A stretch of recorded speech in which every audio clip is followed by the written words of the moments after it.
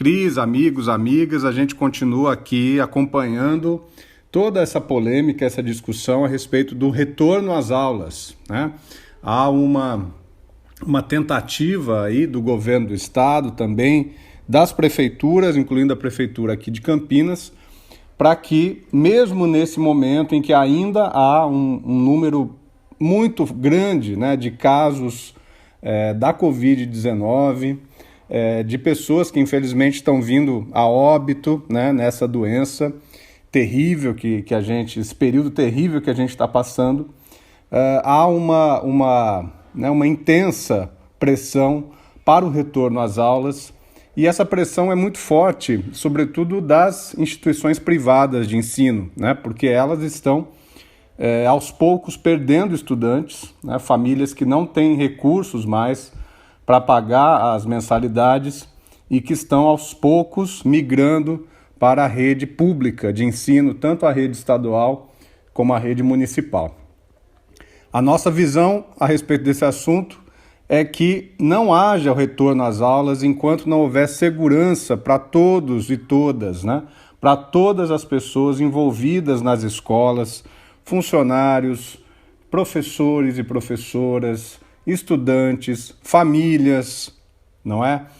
Por quê? Porque a Covid ela é uma doença bastante contagiosa e ela pode matar os estudantes, as crianças, os jovens, enfim, todas as pessoas que estiverem aí em aglomerações, elas podem ser vetores dessa doença, podem levar essa doença para suas casas, inclusive atingindo aquelas pessoas que são mais vulneráveis ao vírus, que são as pessoas idosas e as pessoas com as chamadas comorbidades, ou seja, aquelas pessoas que têm doenças também, sejam cardíacas, sejam doenças ligadas ao aparelho respiratório, sejam, enfim, diabetes e outras doenças que agravam, né, possibilitam, dão mais margem para a atuação do vírus. Então a nossa posição é a de que haja apenas o retorno às escolas nessas condições. E eu vou tentar argumentar também por que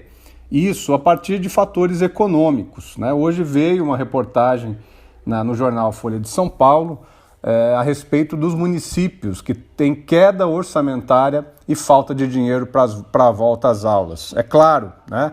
Nesse período de pandemia houve uma diminuição da arrecadação de recursos, enfim, de impostos pelo governo federal, pelos governos estaduais, pelos governos municipais, e essa reportagem traz essa notícia para nós, né, de que houve uma diminuição importante na arrecadação e de recursos. Isso para não dizer a incapacidade do governo federal, do governo Bolsonaro, de repassar recursos emergenciais para a educação nos estados e para os municípios.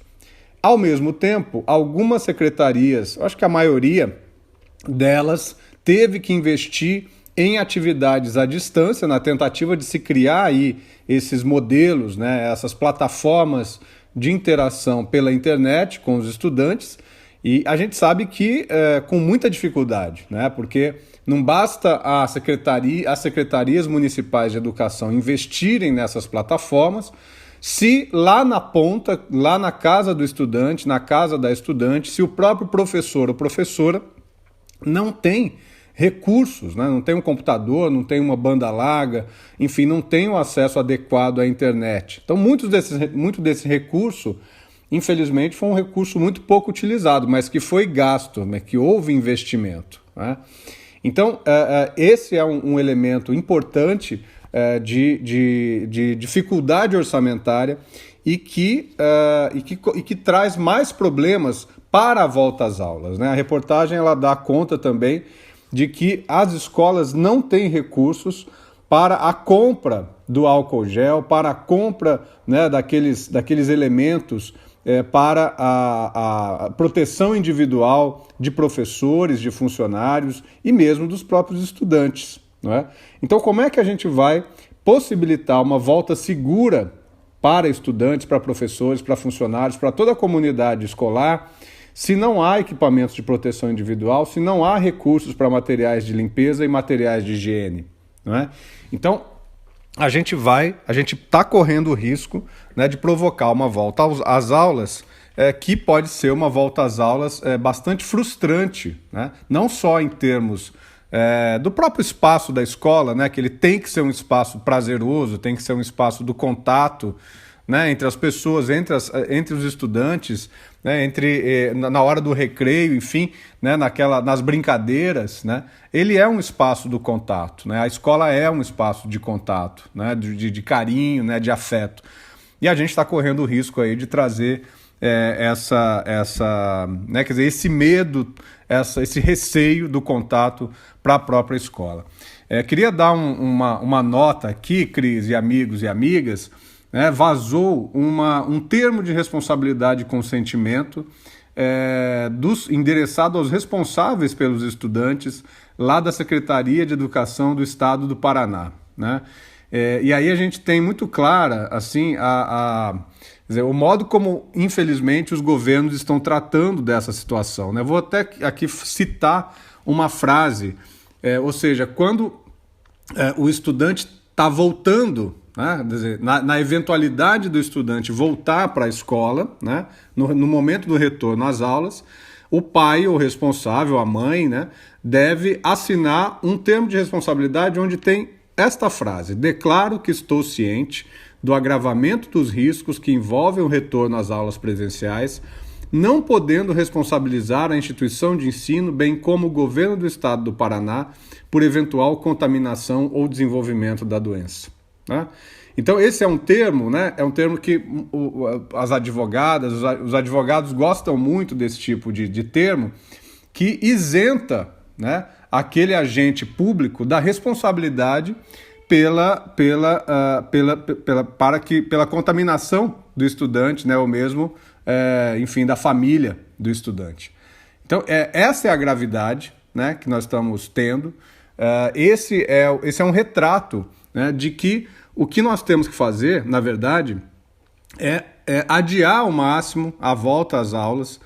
Um semestre perdido, um ano perdido, ele pode ser também um ano ganho, né, para muitas pessoas que podem perder as vidas por conta da Covid, né? E nós podemos recuperar isso em 2021, nós podemos recuperar isso com segurança quando vier a vacina, né, ou mesmo quando diminuir o contágio, né, dessa doença terrível. Então, a mensagem aqui, Cris, amigos e amigas, é para que a gente tenha muita paciência, né, que a gente diminua a ansiedade pelo retorno às aulas. A gente sabe que não está sendo fácil para as famílias, não está sendo fácil mesmo para os professores e professoras. A gente sabe que a gente gostaria de estar nas escolas, a gente gostaria de estar com a nossa vida normalmente funcionando, né? Mas, infelizmente, a gente está tendo que passar por essa situação. E é muito importante que a gente mantenha a calma e que a gente concentre as nossas ações no objetivo de salvar vidas, de impedir que as pessoas fiquem doentes e que a gente possa preservar o espaço da escola para que em breve a gente possa retornar ao convívio escolar, né, a participação da comunidade, que é muito importante, que eu quero, na semana que vem, falar um pouco sobre gestão democrática da educação, mas do jeito que está sendo, nesse momento ainda com a pandemia muito forte, nós precisamos ter paciência e ser firmes, né? De que as famílias elas não devem mandar seus filhos para as escolas, né? Inclusive, só para finalizar, Cris, o governo do estado também está discutindo essa possibilidade. Na verdade, a Secretaria Municipal aqui da cidade de São Paulo, da capital, né, colocou que haverá a possibilidade de que as famílias decidam se os estudantes querem, se as famílias querem ou não levar os filhos para a escola, né? Quer dizer, que é um outro absurdo, porque o Estado é que tem que definir, né, quando que haverá segurança para o retorno às aulas. Essa escolha não pode ficar a cargo das famílias, né? Porque senão a família ela fica numa situação de muita dificuldade e acaba se responsabilizando por algo que é de responsabilidade das autoridades sanitárias e das autoridades educacionais. Mas eu falo mais sobre isso na semana que vem, Cris. Um grande abraço a vocês todos e todas, fiquemos juntos e fiquemos seguros dessa terrível doença, desse momento que nós estamos passando.